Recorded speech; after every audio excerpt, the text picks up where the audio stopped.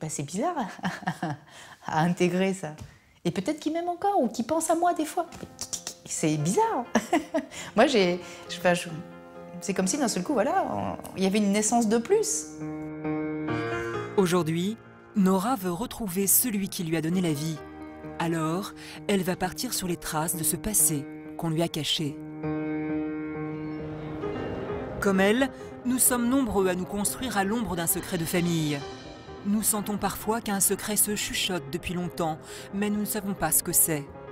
Enfants cachés, erreurs de jeunesse, passé honteux, au fil des ans, les fautes de nos parents se transforment parfois en non-dits inavouables. Enfouis sous le poids de la honte et du silence, ces secrets ricochent d'une génération à l'autre, tel un poison qui s'infiltre lentement. Mais soudain, surgit des oubliettes, une photo, une parole, une lettre peuvent trahir le secret à un moment où l'on ne s'y attend pas.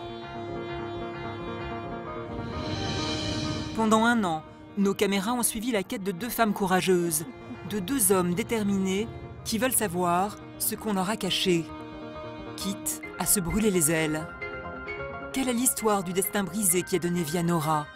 Elle va partir sur les traces de son vrai père, un inconnu dont elle ne possède qu'une photo. Mais qu'est-ce que je vous dise? On mettra 10 ans. Jackie se découvrira fils d'un collabo, un homme qui aurait trahi la France durant la Seconde Guerre mondiale et qui sera fusillé. Avec lui, nous plongerons dans la période la plus sombre de l'histoire de notre pays. Une honte de savoir que j'avais quand même, paraît-il, du sang de traître dans mes veines. Jean-Pierre, père de famille, mènera une véritable enquête de police pour retrouver sa mère biologique. J'ai un prénom, j'ai un nom. Je devrais pouvoir quand même avoir quelque chose maintenant. Nora, Jackie, Jean-Pierre, Nathalie, tous ont voulu percer le secret de leur passé. Certains secrets révéleront de sublimes histoires.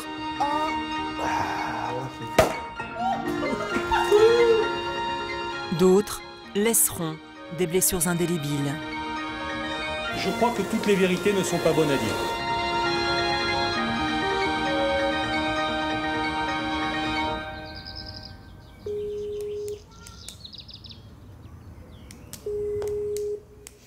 Eh oh, mon petit tonton, tu es là? Comment vas-tu? Ben ça va bien et toi? Ça va? La photo où ils sont tous les deux là, tu vois où ils sont tous les deux tête à tête là. Oui, je vois celle que tu veux dire. Est-ce que tu te souviens si j'étais née ou si c'était avant? Tu n'étais pas encore née. D'accord. Non, mais regarde bien ta mère. Tu vas voir, elle a de bonnes joues. Elle est enceinte. Ah, Non, t'étais pas... ah, elle était enceinte là. Depuis la découverte de son secret de famille, Nora veut tout savoir de l'histoire de sa naissance.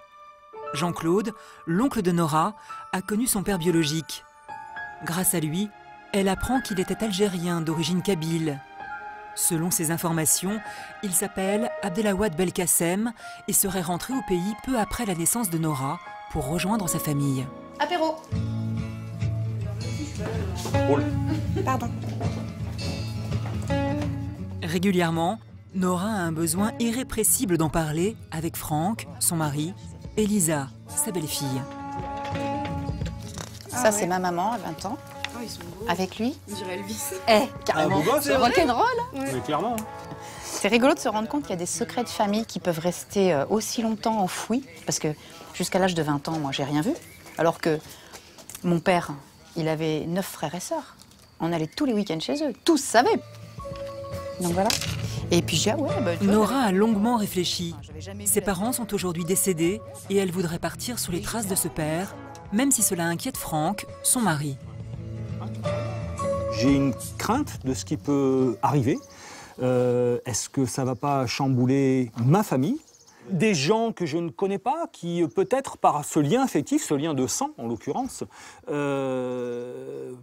peuvent perturber, peuvent accaparer mon épouse d'une façon ou d'une autre, peuvent perturber notre famille telle qu'elle fonctionne actuellement, même si, comme beaucoup de familles françaises, c'est une famille recomposée qui a trouvé son équilibre également dans ce domaine-là. Alors, je suis tiraillé entre le fait de dire, quelque part, c'est ton histoire, je n'interviens pas dedans, Et au-delà de ça, je fais pleinement partie de son histoire maintenant et je pense que j'aurais envie d'aller au bout, jusqu'au bout avec elle aussi. Peut-être aussi pour avoir l'impression de garder une certaine main sur la situation aussi. Moi, ça m'embêterait de ne pas le vivre avec toi.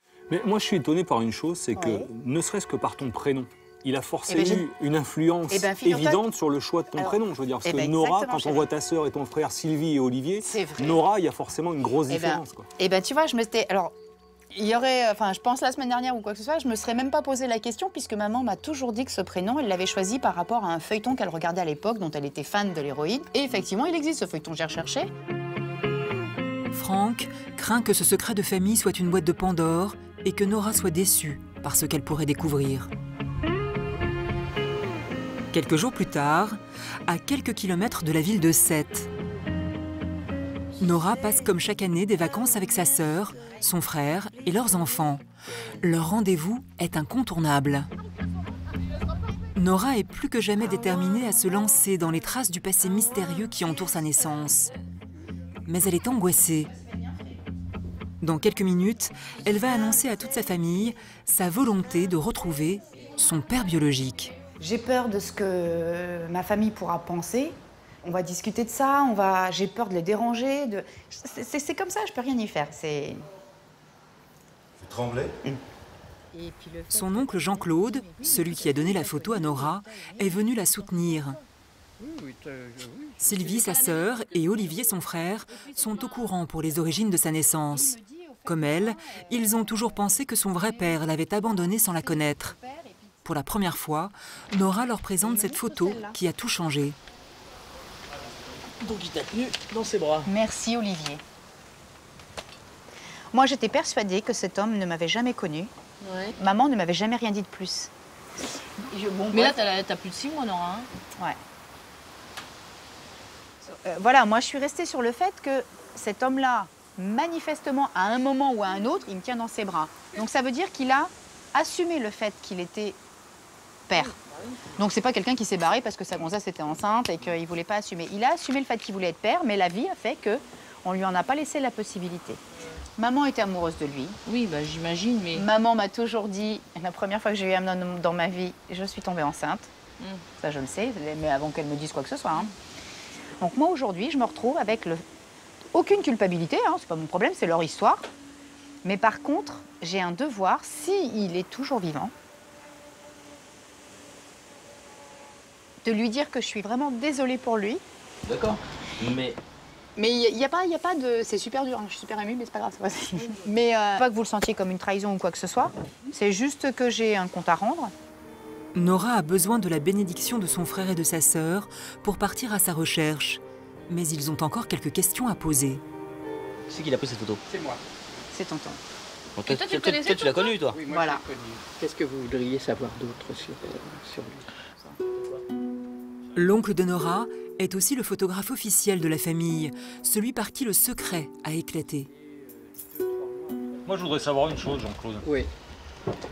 La première réaction que tu as eue vis-à-vis de Nora quand tu l'as mis au courant de ça, c'est de lui dire « fais attention, Oui. peut-être que tu vas gêner sa famille, peut-être que tu vas gêner... » Oui. Alors pourquoi tu lui as dit? Alors, je vais te dire pourquoi. Quand j'ai compris qu'elle savait, bon, je lui ai dit, écoute, moi j'ai des photos de cette période-là qui t'appartiennent. D'ailleurs, c'est comme ça que j'ai dû te présenter. Donc, je n'ai pas, si tu préfères, sorti les photos à une durée donnée ou autre. Non, ça s'est venu fait comme ça. La seule chose que j'ai dit à Nora, qui avait une importance, c'était qu'il fallait faire attention parce qu'il ne fallait pas que ça lui fasse du tort dans son ménage. Dans sa vie maintenant. Dans sa vie actuelle. Et la deuxième chose, c'est que je ne sais pas s'il est toujours vivant. Pour savoir si son père biologique est encore vivant, Nora a plusieurs idées. Dans quelques jours, elle va se rendre là où tout a commencé il y a 50 ans, dans la ville où Abdelawad Belkacem a rencontré sa mère, en banlieue parisienne. Bien loin de cette réunion de famille, à 2000 km de la France, Casablanca, la plus grande ville du Maroc. Ici, un homme porte lui aussi un secret. Jackie est un ancien pompier français. Aujourd'hui, il supervise un exercice de secourisme, une fausse noyade, pour entraîner les sauveteurs marocains. Donc ramassage, brancard, mise là-bas en sécurité et appel à l'ambulance. Depuis 30 ans, ce ch'ti d'origine porte secours aux plus démunis. Et ce n'est pas un hasard si Jackie est formateur bénévole au Croissant Rouge, loin de chez lui, à 70 ans. Et à 70 ans, vous avez encore envie de ouais. utile comme ça? Ouais. Attends, je vais pas me laisser mourir bêtement sur une chaise à la terrasse d'un café, jouer aux cartes ou tout ce que tu veux. C'est pas votre truc, ça? Ah non. Son truc à Jackie, c'est de se rendre utile. Il n'a pas le choix. C'est un règlement de compte avec son passé. Quand il porte secours aux autres, Jackie le ch'ti oublie tout. Car derrière ce secouriste jovial se cache un homme blessé, meurtri par la découverte d'un secret qui le plonge, depuis, dans un désespoir profond. Depuis qu'il est à la retraite, Jackie enchaîne les missions humanitaires aux 4 coins du monde. Il y a quelques années, il a posé ses valises au Maroc. Ah, ça va. 500, trop cher. Jackie a choisi l'exil, une façon pour lui de prendre de la distance avec un passé qui le torture. À l'époque où sa vie bascule, Jackie a 29 ans. Il n'oubliera jamais le jour où il a appris la terrible nouvelle. C'est un dimanche de septembre, en 1973, toute la famille est réunie pour un repas. Le père de Jackie évoque des souvenirs de guerre et parle de la période où il était prisonnier en Allemagne. Or, c'est précisément au moment où la mère de Jackie est tombée enceinte. Si son père était en captivité lors de sa conception, Jackie ne peut pas être son fils. Donc il y avait mon père, ma mère, mes beaux-parents ainsi que ma femme. Et donc mon père a évoqué des souvenirs de guerre et a donné des dates où il avait été prisonnier en Allemagne. Et donc de cette là, moi j'ai percuté en quelque sorte en me disant mais comment ça se fait? On est issu du mariage de ma mère et de mon père qui était ici à côté alors qu'il était prisonnier. Je suis quand même très surpris et je me dis mais comment se fait-il qu'à l'âge que j'avais et que j'étais marié, on n'a jamais dit que mon père n'était pas mon père. Jackie a alors une explication avec sa mère. Elle lui annonce qu'elle a eu un premier mari. Un homme condamné pour avoir collaboré avec les nazis pendant la guerre et fusillé à la Libération pour haute trahison. Cet homme est son vrai père. En 1943, à l'époque où la mère de Jackie vit sa première histoire d'amour, la France est occupée par l'Allemagne nazie. Si la majorité des Français se résignent, certains s'engagent, comme ces miliciens, dans la collaboration avec l'ennemi. Les collabos appliquent les lois nazies. D'autres choisissent la résistance, qui peu à peu s'organise dans la lutte. À la Libération, en 1944, les Français traquent les collabos. Certains sont exécutés à la faveur des mouvements de foule. Plus tard, 97 000 collabos seront jugés et condamnés au peloton d'exécution par des tribunaux spéciaux. C'est le sort qu'a connu le père biologique de Jackie, fusillé pour haute trahison. Et pas n'importe quelle trahison. Il est accusé d'avoir causé la mort du propre grand-père de Jackie, le père de sa mère, un grand résistant. Mon père biologique était un collaborateur et que c'était lui qui avait dénoncé mon grand-père. Donc là, moi j'ai eu en quelque sorte un blocage total en moi, une honte, de savoir que j'avais quand même, paraît-il, du sang de traître dans mes veines, que c'était lui qui avait trahi mon grand-père. Le grand-père maternel de Jackie était le chef d'un grand réseau de résistants du nord de la France. Pendant 30 ans, Jackie a grandi dans le culte de ce héros, mort en déportation. Et il apprend qu'il serait le fils de celui qu'il a livré aux nazis. Mon père qui aurait fait ça à mon grand-père? La honte s'abat sur Jackie. À l'époque, les blessures de la guerre sont encore très vives. Être le fils d'un collabo va le couper de toute sa famille. La terrible vérité finit par empoisonner son couple. Il divorce et perd le contact avec son ex-femme et ses 2 enfants. Jackie s'isole avec son secret. Mais il y a 3 ans, il tombe par hasard sur un ouvrage traitant de la résistance. Dans ce livre, il découvre le visage de son vrai père. En ouvrant ce livre, je jette un coup d'œil vite fait Et je découvre pour la première fois la photo de mon père biologique, Léon Bernière. Ça fait un sacré choc quand même. Bah ouais, parce que je vois pas pourquoi on m'a jamais montré cette photo. Jamais. Dans le chapitre consacré à l'histoire de son grand-père héroïque, un passage sur celui qu'il a dénoncé aux Allemands, Léon Bernière. Pour la première fois, Jackie peut mettre un visage sur le nom de ce père. C'est un déclic, et le fils meurtri, qui n'avait jamais cherché à connaître cet homme, décide d'en savoir plus. Demain, Jackie part pour le nord de la France. Il part à la rencontre du passé de ce père fusillé pour haute trahison. Il est 6 h du matin, à la gare routière de Casablanca. C'est un long périple qui attend Jackie, plus de 2000 km. En bus, puis en bateau. L'aventure dans laquelle il se lance lui réserve de nombreuses surprises. Jackie ne le sait pas encore, mais il va même se découvrir une nouvelle famille.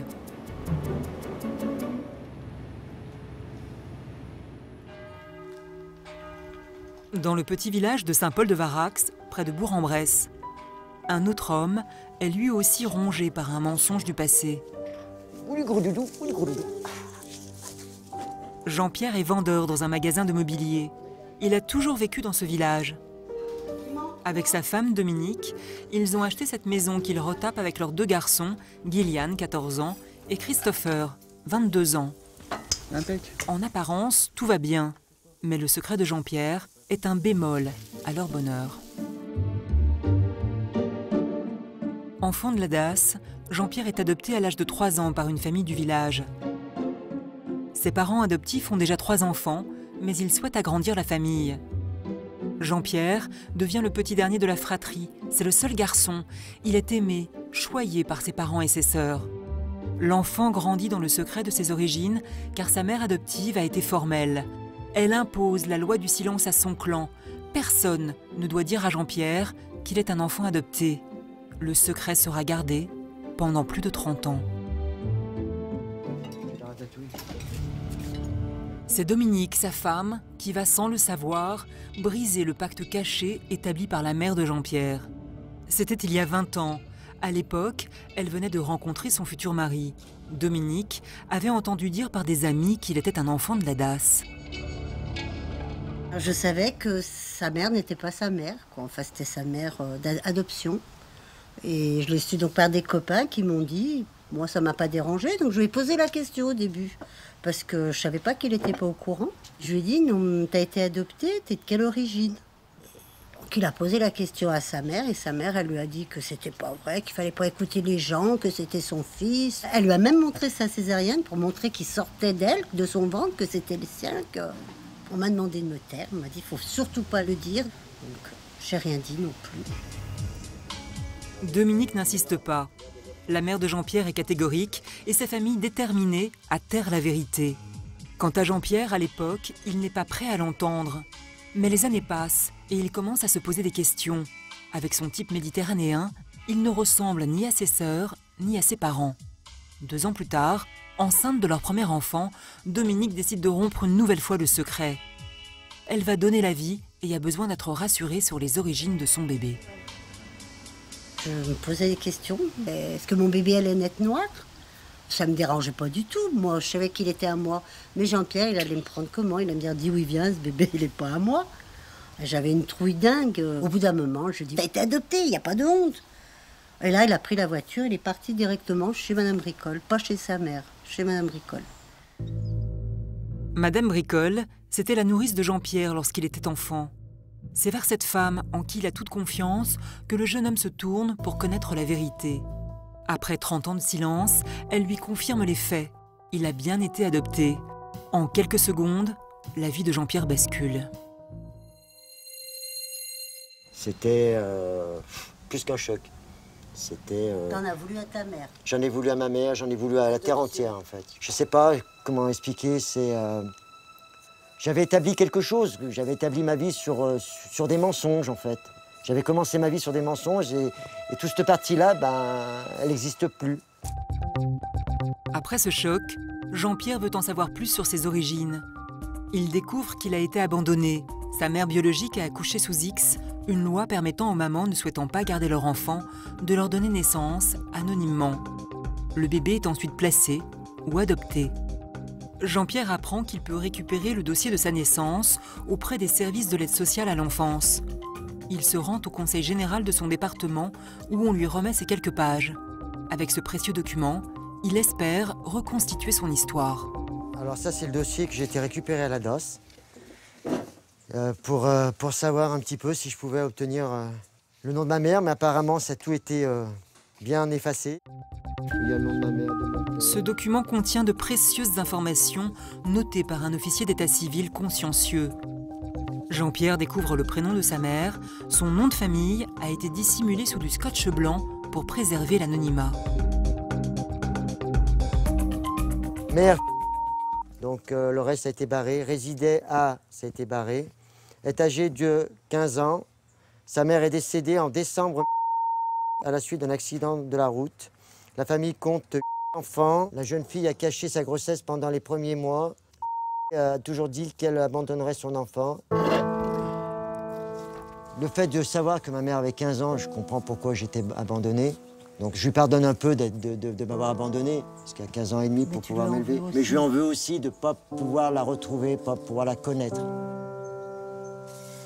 Jean-Pierre va bientôt fêter ses 50 ans. Et après des années d'hésitation, il a décidé de retrouver celle qu'il a mise au monde. Son père adoptif est décédé, sa maman malade. Jean-Pierre se sent désormais autorisé à faire ses recherches sans les blesser. Je ne l'ai pas fait parce que j'ai peur, tout bêtement. J'ai peur de reprendre une porte dans la gueule en disant, en essayant de la retrouver, que je la retrouve et qu'elle me dise bah non, je ne veux pas te voir. Et puis je ne l'ai pas fait par rapport à ma mère, qui elle ne voulait pas en entendre parler, je ne voulais pas lui faire du mal. Donc je ne l'ai pas fait. Maintenant, ma mère a Alzheimer, elle n'a plus rien. Donc il n'y a rien qui m'arrête. Dans la lettre du dossier, une information a attiré l'attention de Jean-Pierre. Elle pourrait peut-être constituer une piste de recherche pour son enquête. Et là, c'est marqué grand-mère décédée en décembre dans l'accident de la route. En décembre, l'accident a eu lieu sur Bourg, il ne doit pas Donc avoir... après, dans les archives, on peut peut-être trouver justement des liens avec ça. On peut trouver peut-être le nom de famille, la personne qui... Ouais. Un accident causant la mort d'une mère de famille nombreuse. Le fait divers a peut-être été relaté dans un article de la presse régionale. Jean-Pierre va prendre rendez-vous avec le journal local pour consulter les archives. Mais avant de se lancer complètement dans sa recherche, il a besoin d'en parler à une dernière personne.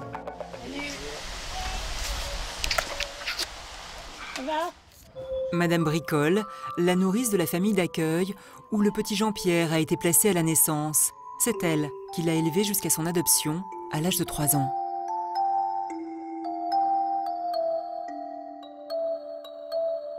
J'ai des choses à te dire. C'est-à-dire ? Bah, faut que je vois avec toi, j'ai envie de retrouver ma mère biologique. Mais j'ai besoin que tu sois là pour m'aider. Ah bon ?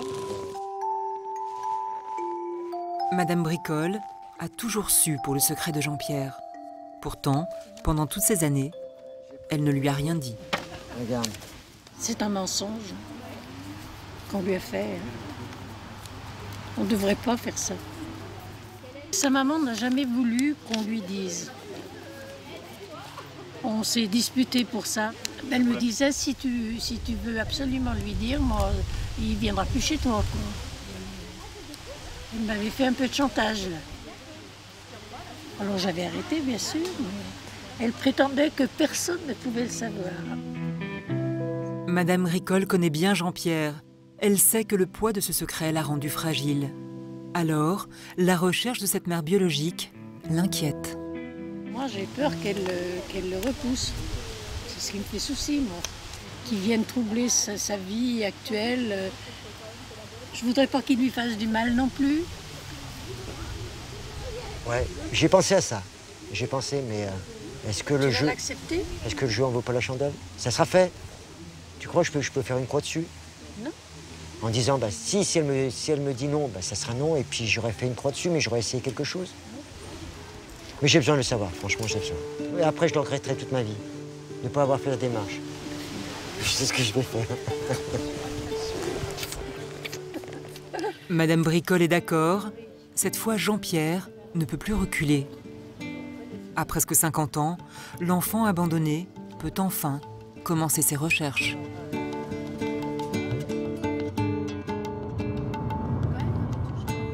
À l'autre bout de la France, Nora, elle aussi cherche la vérité, une toute autre. Qui est l'homme qui l'a sûrement aimée et tenue dans ses bras quand elle était bébé? Aujourd'hui, elle se rend dans la ville où sa mère a rencontré son père biologique. Abdelawad Belkacem est arrivé d'Algérie au début des années 60. Il trouve un travail ici, à Saint-Fargeau-Ponthierry, en Seine-et-Marne, dans une usine de fabrication d'eau de Javel, où il rencontre la mère de Nora, elle aussi ouvrière. En fouillant dans les archives de l'usine, Nora espère trouver des indices. Elle a demandé au maire de Saint-Fargeau de l'accompagner. Il est historien et sa recherche l'intéresse. On va aller voir après le grillage là. Ouais, c'est sûr. Il y avait un bâtiment ici d'entrée. Il y avait, tenez par là, vous verrez mieux. Et la grosse usine avec les grands... Il la guide dès son arrivée. Mais l'usine a mis la clé sous la porte et elle a été rasée récemment. Le maire se prend au jeu. Comme pour une campagne électorale, il part à la rencontre des habitants de sa commune. Dans ce quartier populaire de la ville, il espère retrouver des retraités de l'usine qui pourraient leur donner quelques indices. Il y a une dame là, Nora. Oui. Enchantée. Qui est à la recherche de son père. Il travaillait à Cotel, comme le tien. Ah, il est mort, mon père, c'était qui votre bien. père? Ouais. Alors mon père était c'est mon père biologique que je n'ai jamais connu. C'est un Kabyle qui était immigré donc à l'époque et il y a travaillé dans les années 63-64. Il s'appelait Abdelawad Belkacem. Ouais. Mais on pense que depuis... alors il n'est pas resté avec ma maman, donc moi je ne l'ai pas connu du tout. Et on pense qu'il est reparti en Kabylie de toute façon. Les deux personnes qui seraient susceptibles de leur vivant, qui sont encore vivants, c'est M. Alouche qui gère l'association Damar des Algériens de France. Ouais, ça serait bien. Fin de Damar et Lélès plus exactement. Oui. Et vous avez M. Mohamed qui est à Ponthierry. Tu nous aides à le trouver, comment on fait? Ah, vous voulez me suivre? Ça ne te gêne pas? Non, on va faire direct, Fille de Kabyle, Nora est immédiatement adoptée et aussitôt guidée chez un ancien ouvrier de l'usine où travaillait son père. Allô? Mais pas de chance, l'ancien ouvrier est absent. Mouawed, ouais. La piste, elle est là. On sait où c'est. C'est adorable, c'est vrai. Vraiment, vous êtes adorable. Le maire tente alors de contacter un autre retraité de l'usine. Oui, je vous dérange pas, Lionel Valquière à l'appareil, votre conseiller général. Bon, j'ai besoin de vous. Vous connaissez M. Belkacem? Oui. Abdelawad? C'est ça, oui, Abdelawad. D'accord. Bon, dans une heure, on vient vous voir, d'accord? 2 rue des Garennes. Bon, écoutez, je viens vous voir. Et puis à tout de suite, c'est génial. Vous êtes parfait. À tout de suite. Cette fois, la piste semble sérieuse. Nora est en route pour aller rencontrer un ouvrier qui aurait travaillé avec son père. Donc je vais lui montrer la photo, puisque la photo correspond à l'année où il a travaillé là-bas, de toute façon. Donc maintenant, est-ce qu'il a une bonne mémoire? Monsieur Alouche est aujourd'hui le président de l'association des Algériens de la région de Saint-Fargeau-Ponthierry. Il a peut-être des informations sur Abdelawad Belkacem en Kabylie. Ah, c'est une histoire formidable. Oh là là, je peux savoir la surprise? La surprise? Oui, la surprise. La surprise. C'est quoi la surprise? Ça est là, la surprise. La fille de votre ami. La fille de M. Belkacem. Oui, Belkacem. Oui. Nora est intimidée. Bonjour, Cet homme qui l'accueille a le même âge que son père et ils ont travaillé ensemble à l'usine en 1963. Son mari. Mon mari. Ah, aussi, parce que là, c'est vraiment sans vous prévenir, sans rien, mais ça va tellement vite. Simplement pour vous dire, vous êtes le premier à connaître qu'elle rencontre qui a connu son père. Vous êtes le premier. Ça fait 2 mois que je cherche. Vous vous souvenez physiquement de lui? Est-ce que vous avez un... Ben, je vois l'image, c'est très longtemps. Est-ce que ces visages vous disent quelque chose? Oui, ça me dit quelque chose. Oui, je connais. Oui. Ça me dit quelque chose, oui. Le visage du père de Nora évoque bien quelque chose pour Monsieur Alouche, mais c'était il y a 50 ans. Simplement, est-ce que je peux avoir sa date de naissance? Parce qu'avec ça... Alors, je pense qu'il avait D'après mon parrain, il avait le même âge que maman.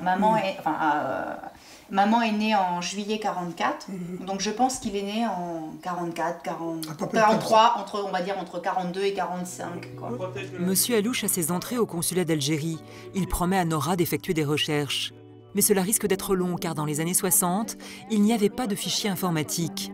L'enquête va être difficile, Nora ne peut compter que sur le bouche à oreille. Dans le nord de la France, Jackie, l'ancien pompier, est arrivé à Lille, la ville où il a grandi. Toute sa famille vit encore ici, mais il n'a plus aucun contact avec eux. Les relations se sont disloquées dans les méandres du lourd secret de sa naissance. Jackie a rendez-vous avec l'auteur du livre sur la résistance, celui qui a créé le déclic. Jackie et l'historien se connaissent bien maintenant. Ils discutent ensemble au téléphone et par Internet depuis plusieurs mois. Ça va, Greg? Comment vas-tu? Pas trop bien. Pas trop bien. Jackie est anxieux. Il va découvrir le dossier judiciaire de Léon Bernière. L'historien le reçoit aux archives départementales du Nord. C'est dans ce lieu que sont conservées les archives locales. 60 km de rayonnage de dossiers. Des documents consultables 75 ans après la mort de nos ancêtres. Aujourd'hui, l'historien va accompagner Jackie dans la lecture d'un dossier mystérieux, celui du procès pour collaborationnisme de son père. L'histoire de Jackie est effectivement particulière dans le sens où on se rend compte encore aujourd'hui qu'en 2013, elle a encore un impact pour Jackie dans sa vie de tous les jours. Et donc forcément, on ne peut pas rester insensible et on ne peut que, enfin du moins en ce qui me concerne, j'ai voulu l'aider et essayer de comprendre ce qui s'est passé.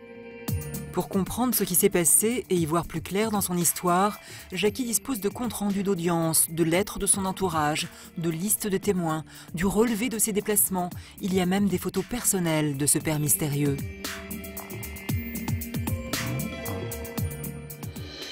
Léon Bernière était musicien. Il jouait de la trompette et du violon dans un orchestre. C'est comme ça qu'il rencontre la maman de Jackie, elle aussi musicienne. C'était en 1943. Léon est belge, elle vit à Roubaix, ils sont presque voisins. Ils se marient très vite. Dans le dossier, Jackie découvre une autre photo de Léon avec un nourrisson dans les bras.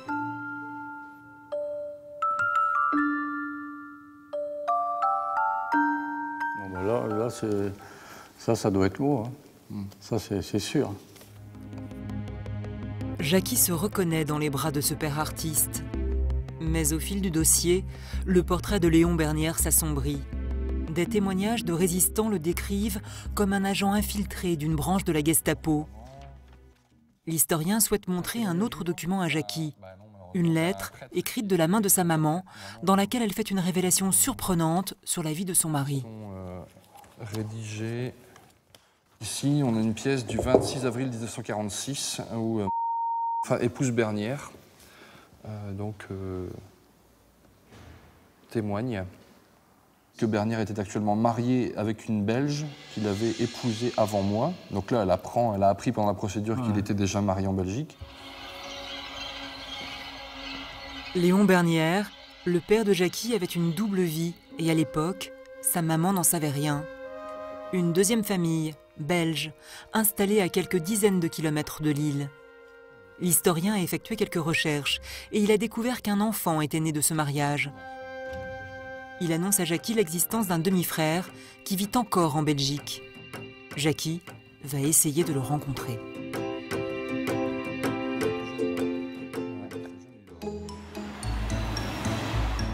Dès le lendemain, Jackie se rend à la frontière belge. Si l'historien ne s'est pas trompé, c'est ici, dans cette petite ville, qu'habiterait un certain Willy Bernière, son demi-frère. Pardon, monsieur. Vous êtes de Jaumont. J'aurais voulu un renseignement. Est-ce que vous connaissez monsieur Willy Bernière? Ah, c'est un gros grillon, quoi. Ouais. Jackie a un nom, mais pas d'adresse. Il fait du porte-à-porte. Ça vous dit rien. Et finalement, il trouve la maison de Willy Bernière. Le propriétaire est absent, mais il ne doit pas être loin, car le portail est resté ouvert.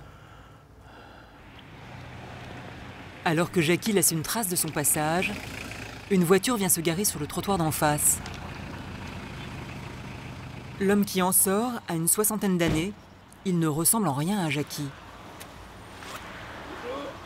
Il se dirige vers lui, le regard interrogateur et méfiant. Monsieur Willy Vernière. C'est mon nom. Enchanté. Enchanté. Mon père s'appelait Léon Vernière. Léon Vernière, c'était mon père. C'était votre père? Oui. Il faut qu'on parle là. Votre père, donc Léon Vernière, est mort pendant la guerre. Exact. Bon, il faut qu'on en parle là. Moi, je ne l'ai pas connu. Non, mais... Et vous êtes? Ben, moi, je suis son fils. De Lille? Ouais. Ah, ben, j'ai entendu parler vaguement de vous. L'homme ne semble pas étonné. Il était apparemment au courant de l'existence de l'autre famille de son père. Et là, par rapport à tous ces problèmes qu'il y a eu pendant la guerre, j'ai découvert qu'il y avait eu beaucoup de zones d'ombre dans ce qui s'est passé. Jackie est ému. Il a du mal à réaliser que l'homme en face de lui est son demi-frère. J'ai eu 70 ans hier. Ouais.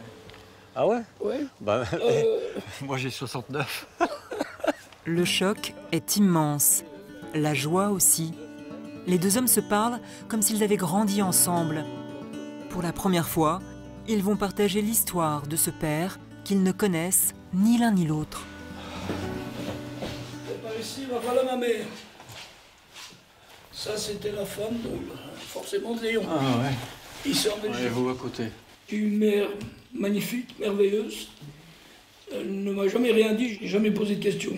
Hein, quand vous dites votre père c'est un traître, moi je me faisais insulter à l'époque par mes beaux-parents, un fils de Boche, fils de nazi et tout ce qui s'ensuit. Oui, quand j'étais gamin, exactement le même.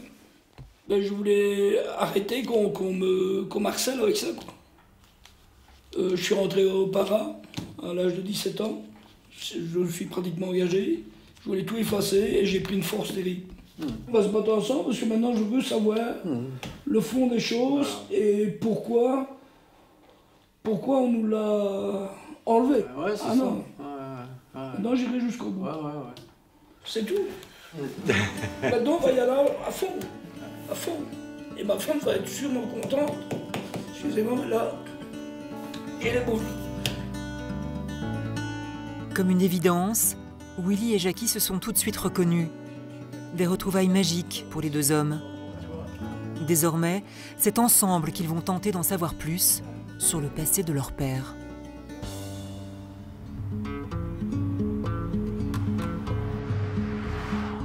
Quelques jours plus tard, à Saint-Paul-de-Varax dans l'Ain. En consultant la lettre du dossier de sa naissance, Jean-Pierre a découvert un indice qui pourrait l'aider à retrouver sa mère biologique. Sa grand-mère maternelle est décédée d'un accident. Un article a peut-être été écrit dans la presse. Jean-Pierre a pris contact avec le journal local. Il a rendez-vous ce matin pour consulter les archives. Il est décidé. On va aller voir ce journal pour voir ce qu'il y a. Si on trouve une trace d'un accident au mois de décembre. C'est bon? Moi, ouais. Allez, on y va. Attends, Les archives sont ouvertes au public. Pour les consulter, il suffit de prendre un rendez-vous. Si l'accident a fait l'objet d'un article, il y aura peut-être une adresse ou un nom, un indice pour l'enquête de Jean-Pierre.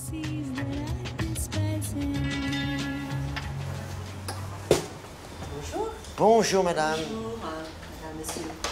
Voilà, je suis en train de faire une enquête, je recherche ma mère. Oui. Et j'ai des petites informations que j'ai pu avoir concernant sa mère à elle, qui est décédée suite à un accident. 1900. Ouais. Avec la date du décès, Jean-Pierre peut cibler ses recherches. Mais il est difficile de se repérer dans le journal. Les informations sont denses et la mise en page de l'époque, compacte. Jean-Pierre tente de procéder avec méthode. Alors, on sait qu'elle est décédée le 24 décembre, c'est ça? Ouais. Mais, un accident de la route. Là, on est au 7 décembre, on avance. Faut qu'on aille plus loin, ma puce. Là, on est au 21 décembre, allez, on avance encore.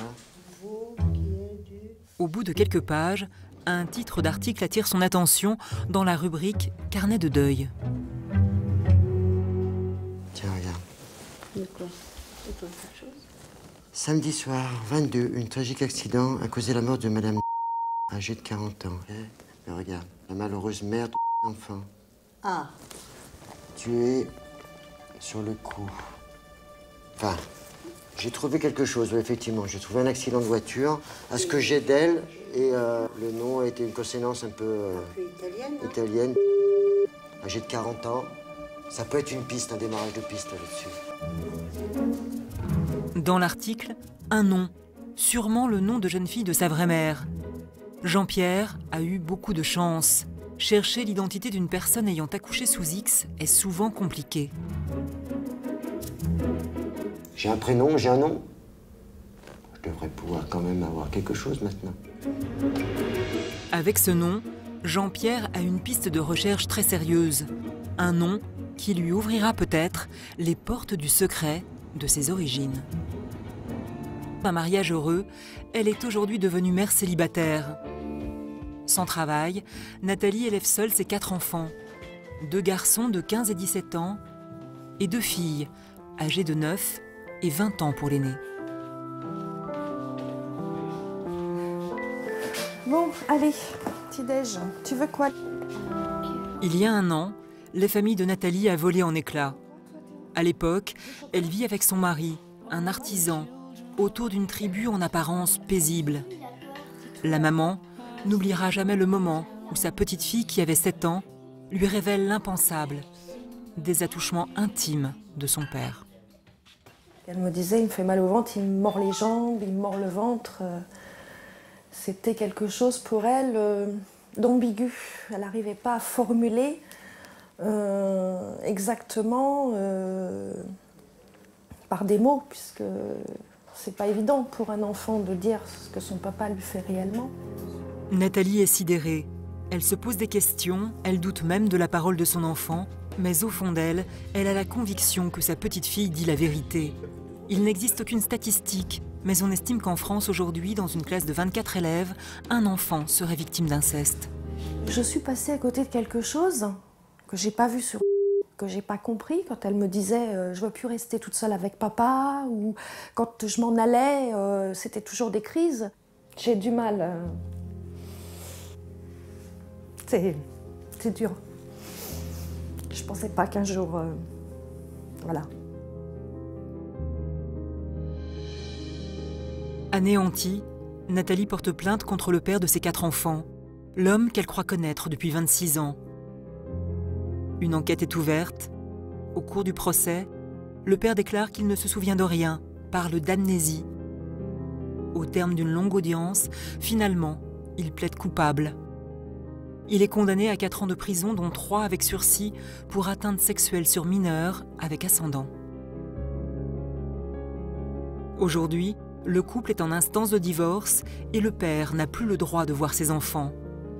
Mais dénoncer le terrible secret est lourd de conséquences pour la petite fille. Elle culpabilise d'avoir privé la famille de père. Dans sa tête, les sentiments s'en mêlent. Il n'a pas le droit aussi. Mais tu aimerais quoi? Tu aimerais qu'il soit là ou pas? Oui, je voudrais qu'il soit là, mais qu'il soit gentil avec tout le monde. Comme un vrai papa. Comme mes amis. Quand on commence la vie.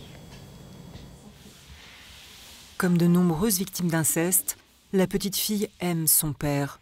Ce qu'elle n'aime pas, c'est le monstre caché en lui. J'aimerais bien revenir en arrière pour tout recommencer, tout effacer, qu'on se retrouve avec lui, qu'on revive une vie normale, et non pas une vie où il a fait ça, quoi. Bon, les enfants, on part à Cône, au Resto du Cœur, donc là, je sais pas, au moins une bonne heure. Hein. Tu viens avec nous? Oui. Tu vas mettre ton manteau, tes chaussures? Ouais. Demander le divorce a eu de lourdes conséquences pour Nathalie. Mère au foyer, elle n'a jamais travaillé. C'est son mari qui payait les factures, la maison, les vacances. Aujourd'hui, la famille vit avec le RSA, 861 € par mois pour 5 personnes. Nathalie a pu garder la voiture pour ses déplacements, mais depuis quelques mois, elle doit se ravitailler au Resto du Cœur. C'est très dur d'aller au Resto du Cœur. Hein. On est vraiment dans la chute. On se dit toujours qu'on est toujours à l'abri et qu'on n'y arrivera jamais à ce niveau-là. Le père des enfants est en arrêt maladie. Il lui verse 200 € de pension alimentaire par mois. Mais cela n'est pas suffisant.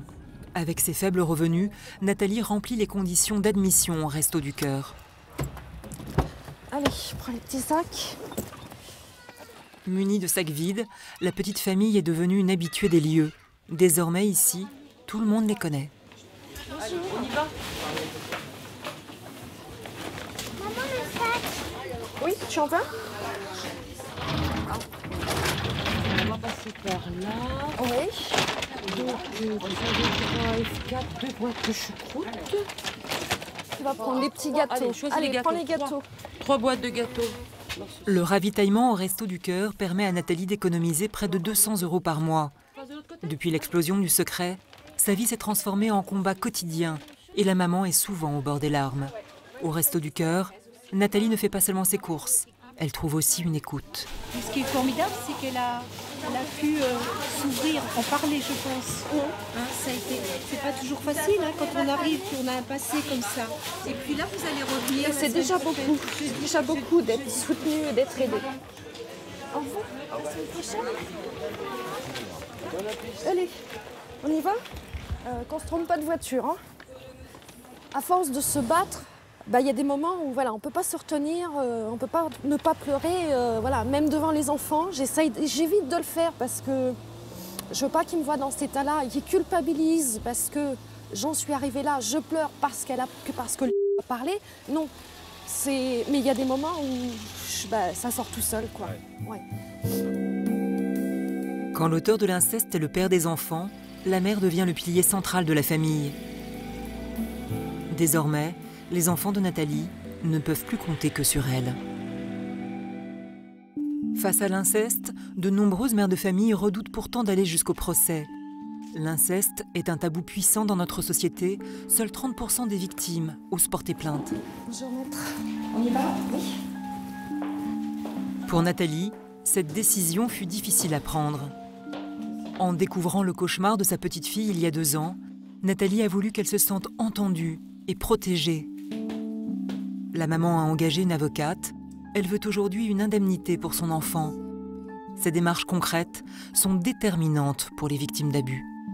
L'enfant ne pourra se reconstruire que s'il est reconnu comme victime et s'il sent qu'il y a au moins un de ses 2 parents qui peut le protéger. Et c'est ce que madame a fait en dénonçant les faits. Voilà. C'est la condition pour pouvoir se reconstruire. Il faut que cet enfant puisse compter sur l'adulte et avoir confiance dans un adulte qui va le protéger et qui va le croire. De voir son enfant pleurer et dire « Merci maman, voilà, tu m'as cru, je suis protégée, je suis tranquille, mon cauchemar est terminé. » Pour moi, c'est ça qui m'a donné la force de ce combat. Cette parole d'enfant, voilà, on sait qu'elle est passée, elle a souffert, elle va souffrir encore longtemps parce qu'il va falloir que tout ça soit soigné pour qu'elle avance dans sa vie de femme, qu'elle ait des enfants. Et ça, c'est le plus beau des cadeaux. Depuis que le père incestueux a reconnu les faits concernant sa plus petite fille, Nathalie se pose des questions. Qu'en est-il pour ses autres enfants? Ont-ils eux aussi subi des attouchements sexuels? L'aînée de la fratrie ne se souvient de rien avant ses 10 ans. Est-ce le signe d'un traumatisme qu'elle refoule? Aurait-elle pu elle aussi être victime du comportement déviant de son père? C'est ce que Nathalie va chercher à savoir. C'est bon! La piste du consulat d'Algérie pour retrouver le père de Nora, Abdelawed Belkacem, n'a rien donné. Mais aujourd'hui, elle a un rendez-vous important en banlieue parisienne. Bonjour. Bonjour. Monsieur Juder, Nora Chartier. Elle a sollicité l'aide d'une radio très écoutée en Algérie, Kabyle FM. C'est la fête des pères et la radio a décidé de réaliser une émission en direct sur l'histoire de Nora. Attention, ça va démarrer. Bonjour, vous êtes sur Kabyle FM. Il est 18h. Nous avons comme invité Nora Chartier. Bonjour Nora. Bonjour Malika. Nous avons été très touchés par votre lettre, votre histoire. Et c'est vrai que nous souhaitons vraiment que vous retrouviez votre papa. Mais ça, c'est quelque chose d'assez incroyable pour moi. Mais voilà, cet homme-là, je sais très peu de choses, son nom, son prénom, je sais... Nora raconte une nouvelle fois son histoire. Malika, l'animatrice, lance un appel avec la seule information qu'elle possède. Abdelwahab Belkacem. Alors nous invitons tous nos auditeurs à nous contacter si vous avez des renseignements sur le papa de Nora Chartier. Une bouteille à la mer. Mais très vite, un auditeur demande à parler à l'antenne. Allô? On vous écoute. L'appel provient de Tizi Ouzou, à 100 km à l'est d'Alger. Nous avons notre auditeur de Tizi Ouzou. Vous êtes en direct sur l'antenne. Alors bonjour monsieur. Monsieur Belkacem. Oui. Donc un ancien immigré. Oui. En France. Oui. Qui a vécu là-bas un certain temps. Oui. Voilà, qui a laissé une fille, une petite fille, et qui est revenu au pays. Voilà, au pays, en Kabylie. Voilà. Donc vous connaissez cet homme? Personnellement, je ne connais pas, mais je sais que la famille Belkacem, c'est une famille qui est très connue ici à Tizi Ouzou. D'accord. Elle existe même dans plusieurs villages. La famille existe? La famille existe bel et bien. Oui. D'accord. Il y a même un village quasiment entier qui porte le nom de cette famille. Et vous pourriez nous le situer, cette famille? Où elle se situe? Le village, le nom du village? Oui, bien sûr. Oui, tout à fait. Donc ça s'appelle Petrounard. D'accord, très bien. Écoutez, nous vous remercions pour votre appel et votre témoignage. Une nouvelle piste, mais Nora reste prudente. Les Belkacem en Algérie, c'est comme les Dupont en France. Avec le témoignage de cet habitant de Tizi Ouzou, Nora réalise qu'elle existe pour ce père, puisqu'il a parlé d'elle.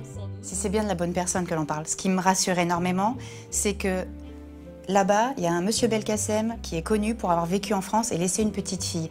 Donc cette histoire, il ne l'a pas cachée. Non. Ça, c'est juste énorme.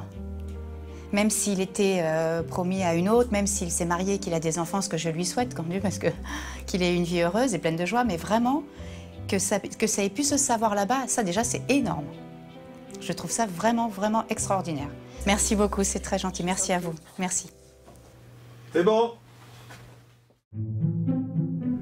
À Turenne, le petit village corrézien de Nora. Les mois passent, mais les recherches ne donnent rien. Apparemment, le message de la radio n'est pas parvenu jusqu'à son père, Abdelwahab Belkacem, ou alors, il ne souhaite pas la contacter. Franck se méfiait de la quête de sa femme, et maintenant, il en a assez. Je pense qu'on n'est pas sur la planète des bisounours, et que quand il y a un secret qui est dissimulé à un moment ou à un autre, c'est parce que ça dissimule quelque chose que l'on n'a pas envie de présenter, qu'on n'a pas envie de donner, et je crois que toutes les vérités ne sont pas bonnes à dire. Ça, voilà, c'est pas forcément... je vais pas appeler ça un principe de vie, mais en tout cas, j'en suis convaincu. Je pense que je suis passé à ses yeux pour le méchant il y a quelques mois, clairement. Il n'était pas question pour moi de lui enlever ce qu'elle voulait mettre dans cette histoire. Mais il a fallu crever l'abcès. Ça se passait comment? C'est pas mal. Ça a pu être grave. Mais ça a été un moment difficile, ouais, bien sûr. Nora comprend l'agacement de Franck, mais elle n'abandonne pas pour autant. Chaque jour, elle continue ses recherches sur Internet, en dépit des reproches de sa famille. Je ne conçois pas aujourd'hui de rester sans faire le maximum pour cet homme. Je vais faire tout ce qui est en mon pouvoir en essayant de perturber le moins possible ma famille. Si ça met 10 ans? Ben mon vieux, on mettra 10 ans. Mais qu'est-ce que vous voulez que je vous dise? On mettra 10 ans. Nora ne le sait pas encore, mais alors qu'elle commençait à se décourager, son téléphone va sonner. À la recherche de l'histoire trouble de son père, Léon Bernière, Jackie le ch'ti a découvert un autre secret. Un frère dont il ignorait l'existence. Mais Jackie vient de recevoir un nouvel appel de l'historien qui l'aide dans ses recherches. Il souhaite le voir, car il vient de découvrir un nouveau document incroyable dans les archives de son père. Une lettre de Léon Bernière, adressée à la mère de Jackie et écrite depuis sa prison, quelques jours avant son exécution pour collaborationnisme. Alors, vendredi 19 juillet 46. Ma chérie, je t'écris encore aujourd'hui car je suis navré de ne pas avoir encore reçu de tes nouvelles. Alors tu serais décidé à me laisser assassiner innocemment et peut-être faire couler demain mon sang, qui est également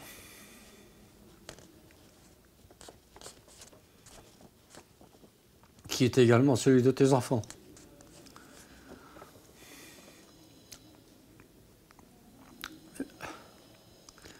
Est-ce que tu sauras dire la vérité à tes enfants plus tard?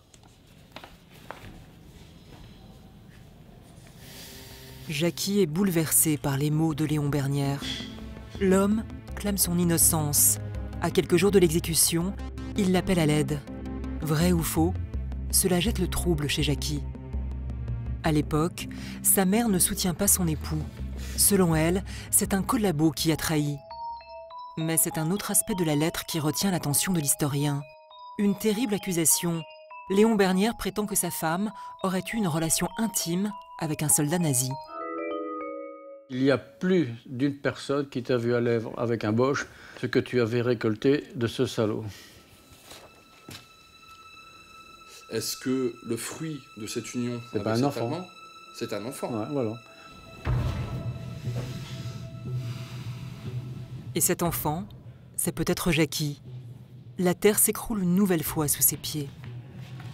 Il n'y a plus qu'une chose à faire maintenant. Ouais. Il y a une clé. Cette clé, c'est ta maman. Tu as la chance qu'elle soit encore en vie. Elle a 94 ans. Je ne sais pas si cette lettre, ta mère l'a lue, puisque c'était un document qui était dans le dossier de procédure. Mais peut-être en lui montrant, peut-être en allant y la voir, et peut-être que tu auras des réponses. Jackie est-il le fils de Léon Bernière, le collabo, ou alors le fils d'un nazi? Pour répondre à cette question, il n'y a qu'une solution, en parler à sa mère. Elle vit encore dans la région. Jackie décide de lui rendre visite. Cela fait maintenant 3 ans qu'il ne l'a pas revue. Ils ne se parlent que très rarement. Acceptera-t-elle de dire la vérité à Jackie? Allô? Oui? Oui, c'est Jackie. Nous n'avons pas assisté à leur rencontre. Mère et fils ne parleront pas longtemps, quelques minutes à peine. Car à force de poser des questions sur ce passé douloureux, Jackie s'est fâchée avec sa mère. Leur discussion n'a mené nulle part. Jackie repart sans réponse à ces questions. Il préfère laisser sa mère très âgée en paix. Pour connaître la vérité sur sa naissance, il doit trouver une autre solution et il a déjà une idée derrière la tête.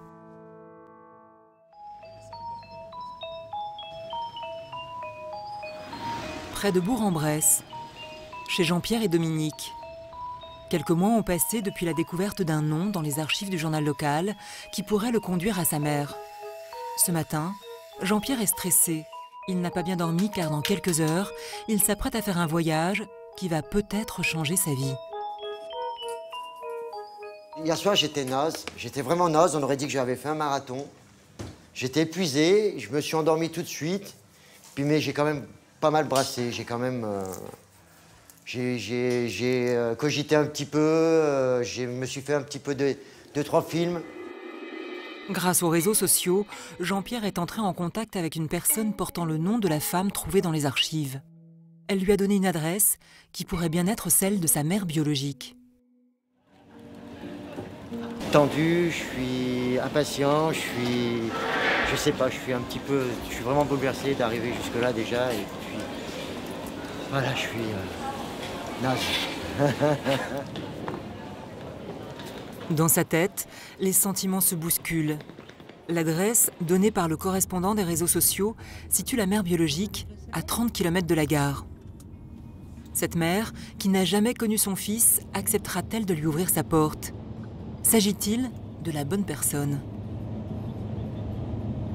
Je crois que c'est vraiment le moment qui... je crois que c'est le bon jour, le bon moment. Il faut que ça aboutisse à quelque chose et je souhaite que ça aboutisse à quelque chose de bien. Je vais la voir, je vais savoir, ou peut-être pas savoir, mais je vais avoir quelque chose.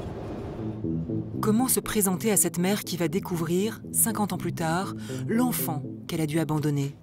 Soit je lui dis, je suis né sous X et J'ai fait une enquête et je pense que... Non, à la limite, pas t'as fait une enquête, t'as pris ton dossier à la DAS, et sur la DAS, il y a écrit... Non mais oui, ouais, non, mais tu crois qu'elle va me recevoir, qu'elle va me dire rentre dans le salon, on boit un coup ensemble et tout? Non, mais pas jusqu'à ce point-là. Jean-Pierre a imaginé cette rencontre des centaines de fois. Mais à l'approche du moment fatidique, il perd ses moyens. Pour l'aider à trouver ses mots, Dominique le fait répéter. Tu sais quoi? Et on va jouer un jeu de rôle. Je vais faire comme si j'étais elle.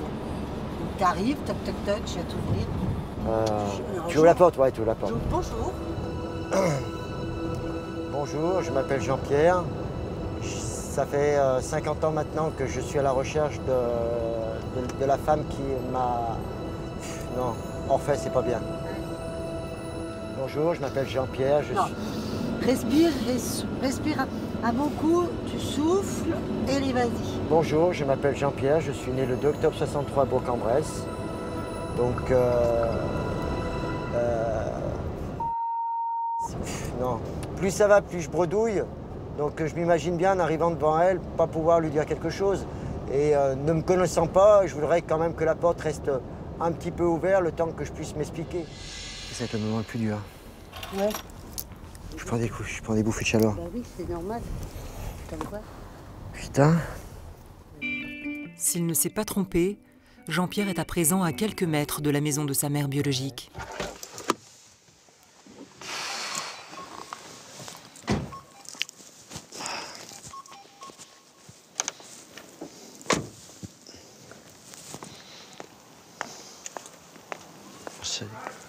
Il y a tu vois.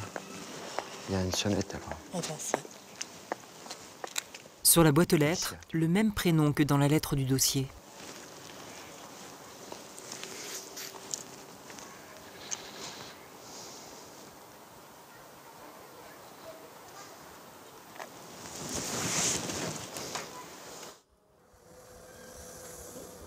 Bonjour. Je pourrais parler à s'il vous plaît? Je peux rentrer?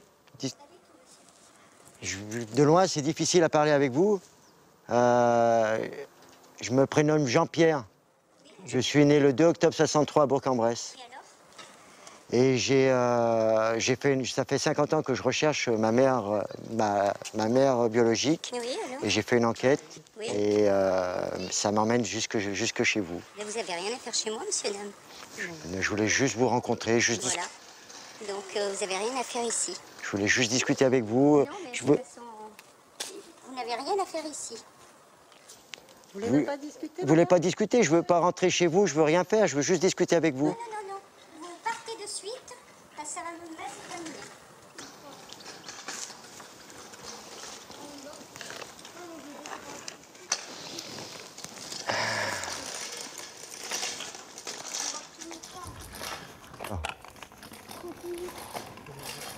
Qu'est-ce que t'en penses? Je pense pas qu'elle veut pas. C'est la tienne, en tout cas. C'est bien ça, hein? Je pense que oui. Hein. Elle ne réagirait pas comme ça.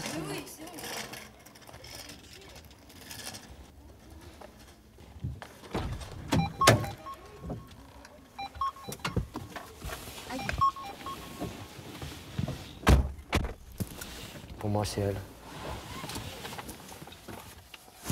À 15 ans, je lui trouvais une excuse, maintenant je lui trouve plus d'excuses. Voilà. Donc, j'ai pas fait un trait sur ma famille, mais j'ai fait un trait sur elle. De toute façon, j'ai pas le choix. C'est bien triste. Il y a que dans les films où ça finit bien. Ouais. Parce que là, c'est du... Ouais. Ce que Jean-Pierre redoutait vient d'arriver. En fait, c'est un deuxième abandon. Voilà. Jean-Pierre roule en silence. À bout de nerfs, il s'arrête soudain.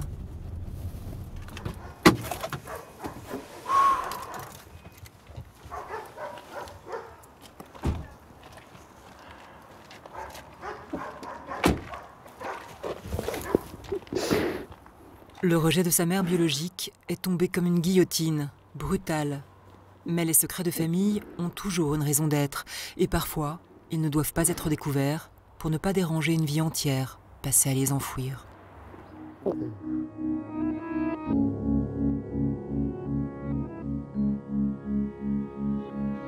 Le lendemain matin, après une nuit blanche, Jean-Pierre écrit sa douleur. Une dernière fois, c'est plus fort que lui, il tend la main à celle qu'il a mise au monde.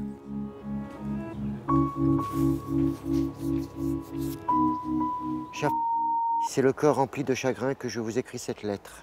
Cette rencontre, je l'ai rêvée depuis des années, comme le chaînon manquant de ma vie. Mais hélas, l'apport sans doute a provoqué chez vous le rejet.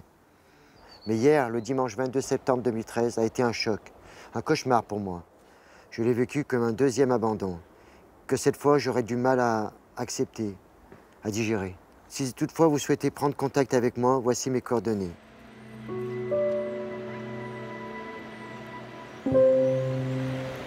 Le mystère de sa naissance demeure, mais Jean-Pierre ne regrette pas d'avoir voulu percer le secret de ses origines, sûrement trop douloureuses pour sa mère. Près de Sancerre, dans le département du Cher. C'est toujours où il faut pas. Après la révélation du secret et la condamnation de son ex-mari pour attouchement sexuel, des psychologues aident Nathalie et ses enfants à se reconstruire.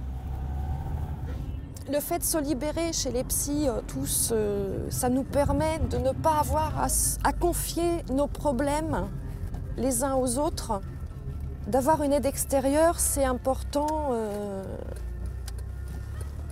pour pouvoir avancer. Depuis le procès, Nathalie se pose des questions par rapport à l'aîné de ses enfants. La jeune fille a eu une adolescence tourmentée et elle n'a plus aucun souvenir de son enfance, une amnésie totale jusqu'à l'âge de 10 ans. Est-ce un réflexe de protection de la mémoire? A-t-elle, elle aussi, été victime des attouchements de son père?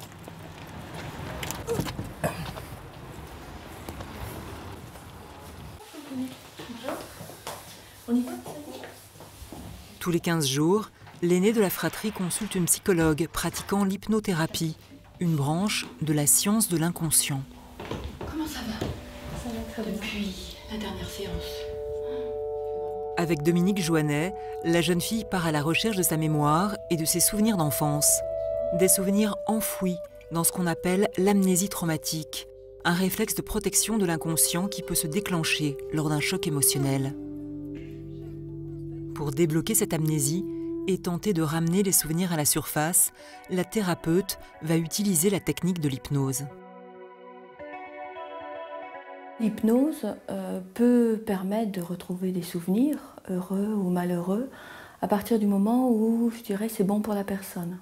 Donc on ne sait jamais si on va retrouver des souvenirs. Donc ça, c'est vraiment la première chose que j'ai dit à Julie, en disant que je ne savais pas si c'était possible ou pas pour elle, qu'on allait essayer, mais qu'il y avait déjà toute une préparation avant pour aller rechercher des ressources en elle, pour qu'elle puisse justement, si jamais des souvenirs revenaient à son esprit, pouvoir les exploiter, les supporter.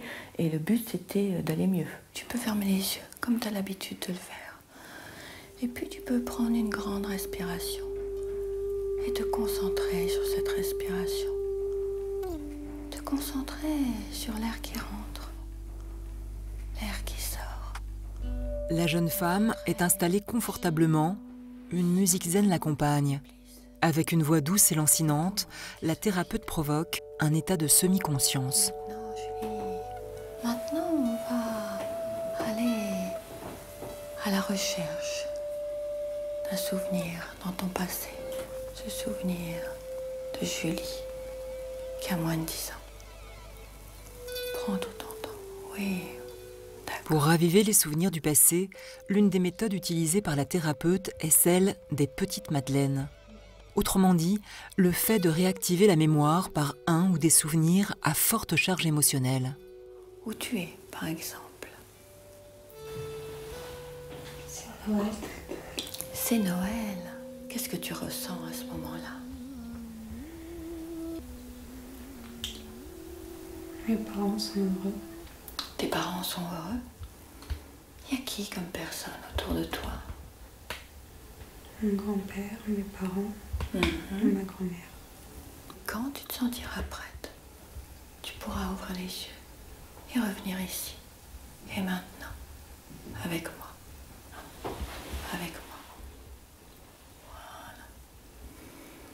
Comment tu te sens? Très bien. Ça va? Au fil des séances, loin de notre caméra, la jeune fille a retrouvé peu à peu des souvenirs. Les bons ont entraîné les mauvais dans leur sillage. Des relations fille-père enfouies dans un coin de sa mémoire. Après plusieurs mois d'hypnose, l'indicible est sorti. Quand j'essaye de me souvenir de mon enfance, c'est un trou noir et c'est comme si on m'avait volé toute mon enfance. Pourquoi j'ai rien vu? Pourquoi j'ai peur de mon père? Et d'ailleurs, il lui disait que tous les papas faisaient comme ça à leur petite fille et que c'était normal. Je pensais que c'était l'amour d'un père par rapport à mon rêve, enfin par rapport à mes souvenirs. Le fait de toucher. La suite, je préfère pas trop en parler parce que c'est pas à vivre.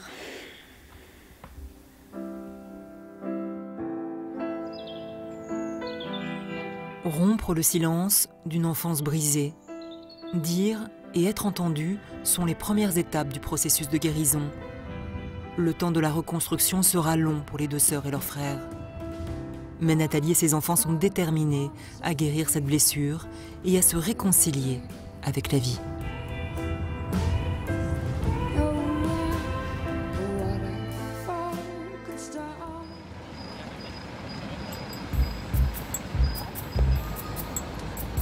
Dans le nord de la France, à Lille, Jacky Le Ch'ti est-il le fils de Léon Bernière, le collabo, ou celui d'un nazi allemand?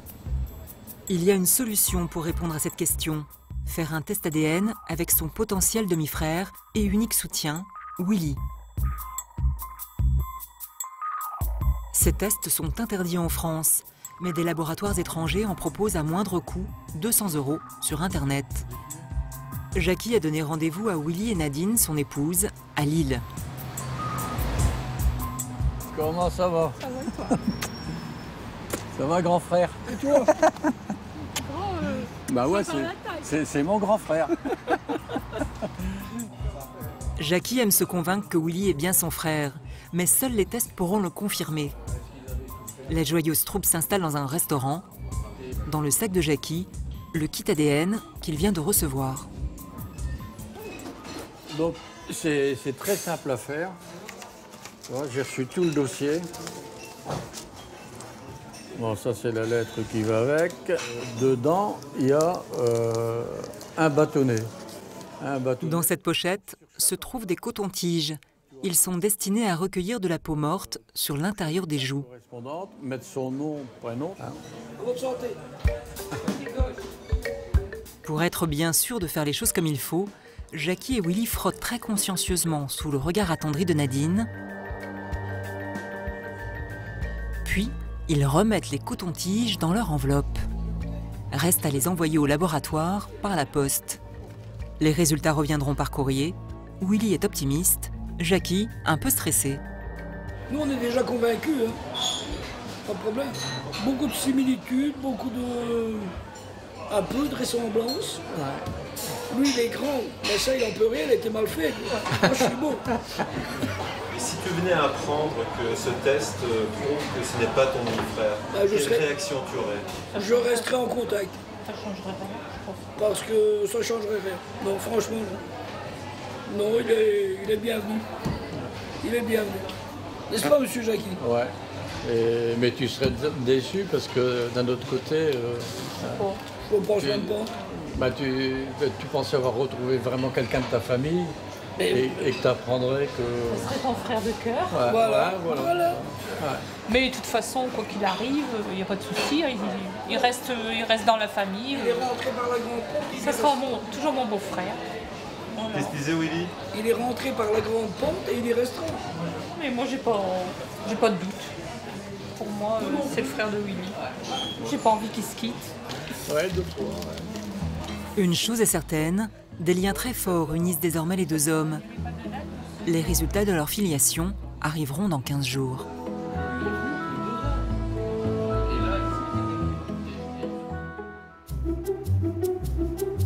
Gemont, à la frontière belge, chez Willy et Nadine. Prends ton temps. Je sors ma guitare. Tu l'as accordé au moins? Jackie a subi une grave opération du genou. Il est encore hospitalisé et il a du mal à se déplacer. Mais les médecins lui ont autorisé une sortie exceptionnelle. Car aujourd'hui est un jour important pour Jackie et il est impatient. Il a enfin les résultats du test ADN et il veut absolument les découvrir en compagnie de Willy. J'ai reçu avant-hier les tests ADN. C'est pas vrai? Si, on en parlera tout à l'heure. Ah, ben on va voir son dessert alors. Ouais. Bonjour Deuil.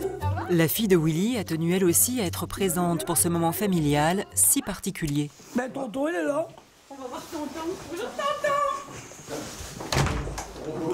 Elle aussi est persuadée que Jackie fait partie de la famille, à tel point qu'elle l'appelle déjà tonton. Ça ira mieux. Ne bouge pas. Tonton Rambouca. Ça ira mieux qu'on aura ouvert l'enveloppe. Comme promis, c'est au dessert que Jackie sort les fameuses enveloppes des tests ADN. Le moment est venu de savoir si Jackie et Willy ont bien le même père.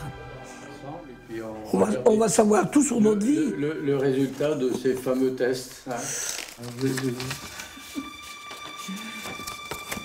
J'espère qu'ils sont rédigés en français. Alors attends.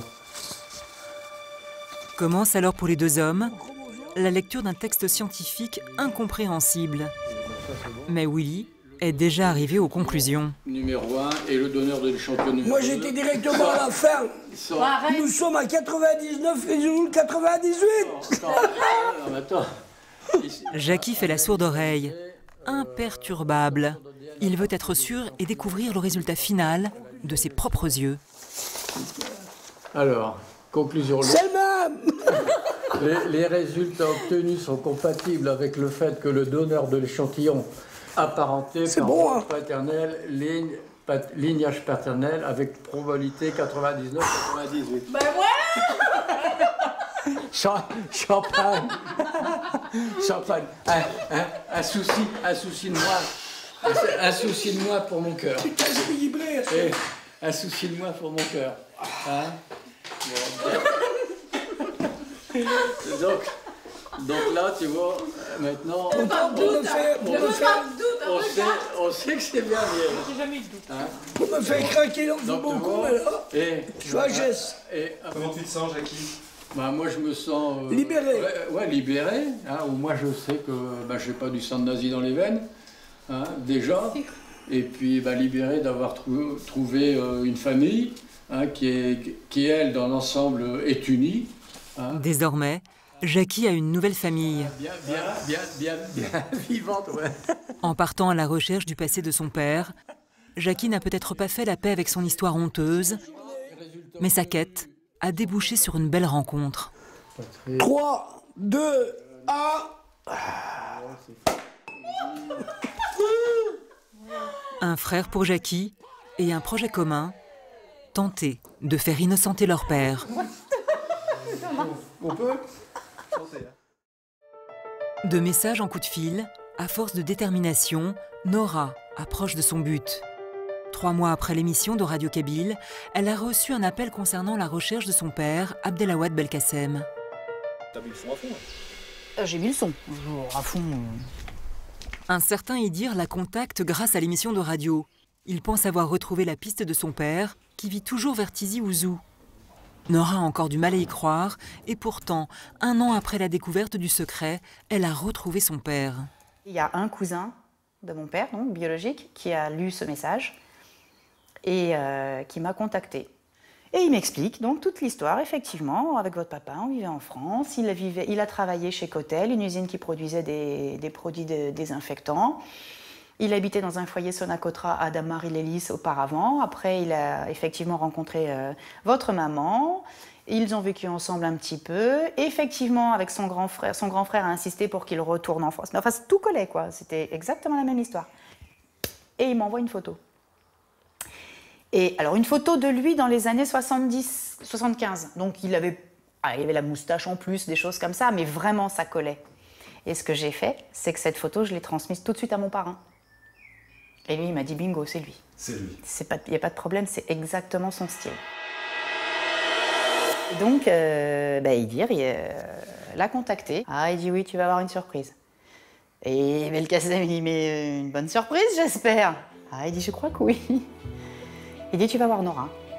Et là, ça a été, pour lui, ça a été, même moi, là, rien que d'en parler, ça me bouleverse parce que ça a été, il est resté sur sa chaise, il est resté assis, il a crié de joie manifestement, il a dit, mais il rameutait tout le monde, et puis il a mis son cousin dehors et va-t'en, faut que je le dise à tout le monde, Il était, mais hyper heureux et il y croyait pas, quoi. Il dit, Nora, je vais voir Nora. Et ils m'ont appelé. Ça, c'est Belkacem. Allô? Depuis, elle est en contact avec lui. Ils se parlent régulièrement. Il est même prévu qu'ils viennent la voir en France. J'ai vu quelque chose de spécial d'Algérie, c'est j'ai mon visa. Oui. J'ai mon visa. Hein? Toi? Tu veux quelque chose de... Non, je veux... venir, enfin, je sais pas. Non, je veux que tu viennes, c'est tout. Je ne devrais pas te le dire, mais uniquement si tu veux quelque chose de... Non, je veux que tu viennes, c'est tout. Au revoir, monsieur. Au revoir. Incroyable. Ça fait bizarre, hein. J'ai l'impression qu'un étranger m'aime, ça fait curieux. Hein. Comment vous les imaginez, ces retrouvailles? Moi, je veux juste qu'il me prenne dans ses bras, moi. Je veux juste le sentir, le voir, voilà, c'est ça, c'est tout.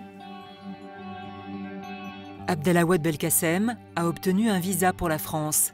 Il devrait rencontrer Nora dans une semaine. En attendant, elle feuillette l'album photo qu'elle a réalisé et qu'elle compte lui offrir.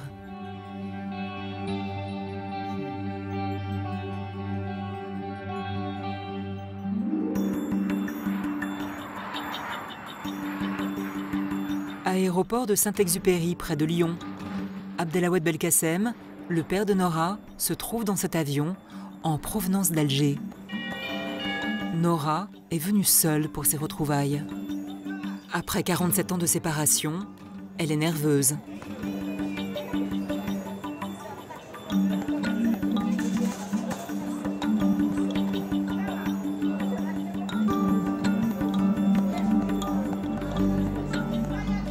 Comment ça va? C'est horrible, c'est horrible. J'ai le cœur à 2000 là. Je sens déjà que ça monte et il n'est pas là. C'est horrible. Si je le reconnais pas. Vous allez le reconnaître? Oh, j'espère. Sinon, honte sur moi. Nora a parlé de nombreuses fois avec son père grâce à Skype, un système de téléphone visuel par ordinateur.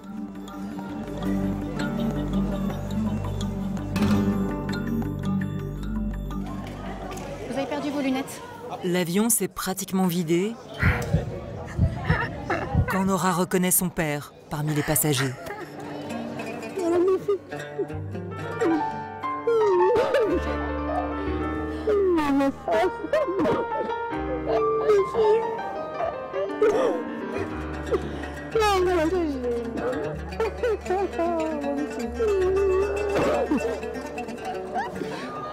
Oh ma chérie.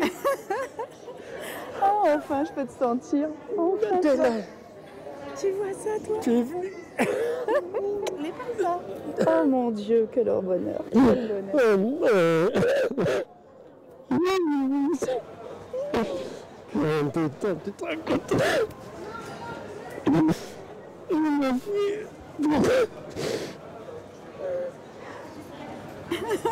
On va être beau. Pas vrai. T'es trop beau.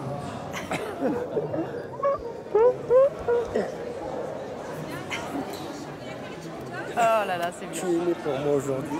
Comment? Tu viens de naître, ma fille. Ah oui, c'est une deuxième naissance, tu vois? Ouais. Ça fait longtemps que vous pensiez à elle? Ah oui. Il est là-dedans, mec. Si vous voulez, enfin. Ça fait combien de temps que vous ne l'avez pas prise dans vos bras?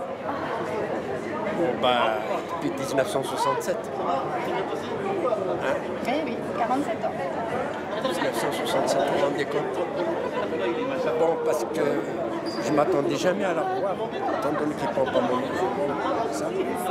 C'est votre fille? C'est ma fille. Vous êtes sûr? Ah, bah ça, c'est... Oui. On va passer au test ADN tout de suite. C'est pas d'accord.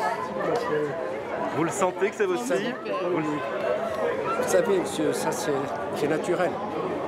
Moi, dès que je l'ai vu sur le Skype, je savais que c'est elle alors? C'est elle. C'est pas une autre, c'est elle. Hein? Elle vous ressemble? Bah, je crois. Hein? Comment? J'ai plus de cheveux. Ah bah ça c'est sûr. J'ai plus la banane, ça c'est tout. Ah. J'ai plus la banane. C'était important de la retrouver aujourd'hui? Énormément. C'est immense. Vous savez, ma vie, je ne peux pas vous la rencontrer en 2-3 minutes. C'est pas possible. 47 ans après la naissance de sa fille, Abdelawad peut la tenir à nouveau dans ses bras. À ce jour, Nora n'a pas encore osé demander à son père les raisons de son départ. Ils auront tout le temps d'en parler maintenant. La quête de Nora connaît une fin heureuse. Son mari s'était trompé. Ainsi, certains contes de fées existent et parfois, la découverte d'un secret de famille peut donner naissance à une belle histoire.